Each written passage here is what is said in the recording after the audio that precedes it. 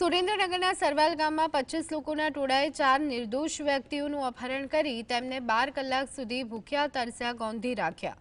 આરોપીઓએ પીડિતોને દોરડાથી બાંધી ઢોરમાર માર્યો અને તળાવનું ગંદુ પાણી પીવડાવ્યું। ગામના સરપંચ સહિતના આગેવાનો પર જાતીય અપમાનનો પણ આરોપ છે। પીડિતો જેઓ ખેતરમાં મજૂરી કરી અને પરિવાર ચલાવે છે તેઓ આ ઘટનાથી હચમચી ગયા।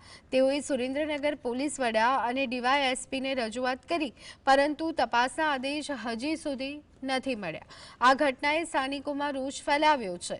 પોલીસે તપાસનું ધમધમાટ શરૂ કર્યું છે અને આરોપીઓને ઝડપી પકડવાના પ્રયત્ન ચાલુ છે।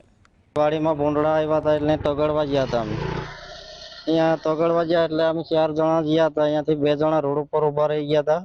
અમે કેનલ બાજુમાં હતી, અહીંયાથી 2 જણા ભૂંડડાને પાછળ ગયા હતા।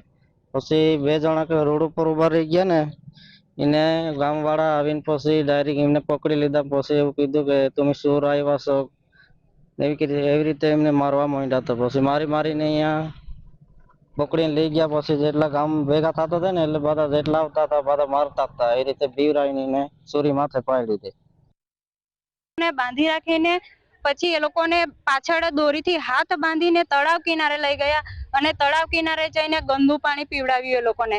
પછી એવું કીધું કે તમે તો એક નીચી જાતિના છો, ભિલોડા છો, તમારી જેવાને તો અમે અહીંયા આ તળાવમાં કેટલાકને મારીને ફેંકી દીધા છે અને તમે કોઈને કહેવાની કોશિશ કરશો તો તમને ગમે તે રીતના અમે મરાવી નાખીશું, હત્યા કરાવી નાખીશું, એવી રીતના ધમકી આપી। આવી રીતે સતત 12 વાગ્યા સુધી ચાલ્યું, નાઇટના 12 વાગ્યા સુધી ચાલ્યું। પછી એ લોકોને 2 વ્યક્તિઓ છે એ લોકોને 12 વાગ્યા પછી ગ્રામ પંચાયતની ઓફિસે જઈને એ લોકોને ગોંધી રાખ્યા અને ત્યાં જઈને પણ એ લોકો સાથે ઢોર માર મારી, મા બેન પર ગાળો બોલી, પછી જાતિ પર ટિપ્પણીઓ કરી।